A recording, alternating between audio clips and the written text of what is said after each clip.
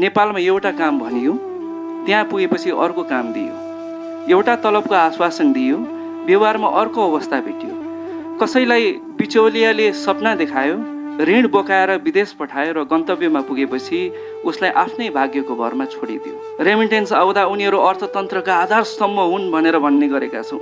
दुःख पर्दा पनि उनीहरू राज्यकै जिम्मेवार हुनुपर्ने हो नि त। उनीहरूको पसिनाको हिसाब राख्ने राज्यले मृत्युपछि उनीहरूको अन्तिम यात्राको जिम्मेवारीबाट पन्छिन मिल्छ र?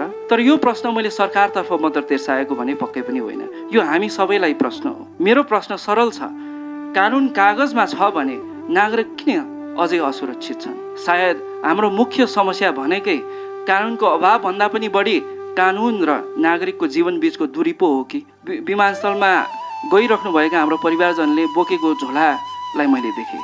त्यो झोलामा केवल उहाँहरूको कागजात, पासपोर्ट, लुगाहरू मात्र थिएन, त्यहाँ थियो त उहाँहरूको आमा बुवाको भरोसा, आफ्नो बालबच्चाको भविष्य, उहाँ त्यहाँ पुगेपछि बिताउनु पर्ने एक्लोपन र उहाँहरूको परिवारले लिएका ऋण र उहाँहरूको घरको अधुरो छानो र केही वर्षपछि फेरि त्यहाँ श्रम गरेर कमाएको पैसाले फेरि आफ्नो मातृभूमिमा फर्केर आएर केही गर्न पाऊ भन्ने एउटा सपना।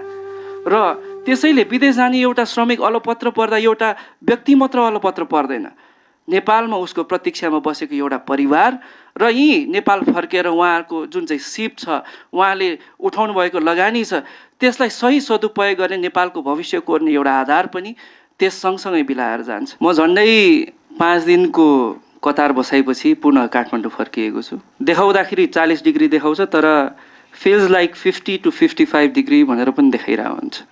भनेपछि कति गर्मी छ? मैले आफैले त्यसपछि सोधेँ, होइन म भर्खरै आएको व्यक्ति जो घुम्न इच्छा पनि गरिरहेको छ, मलाई त यति साह्रो गाह्रो भइरहेको छ भने हाम्रा ती नेपाली परिवारजनहरू यी वातावरणमा आफ्नो भविष्यका लागि वर्षौँ श्रम गरिरहेका हाम्रो दाजुभाइ दिदीबहिनीहरूको जीवन कस्तो होला? आजको प्रश्न कतारको मात्र होइन, प्रश्न नेपालबाटै सुरु हुन्छ। कसैलाई नेपालमै गलत सूचना दिएर पठाइएको छ भने यो हाम्रो कानुनी कार्यान्वयनको प्रश्न हो।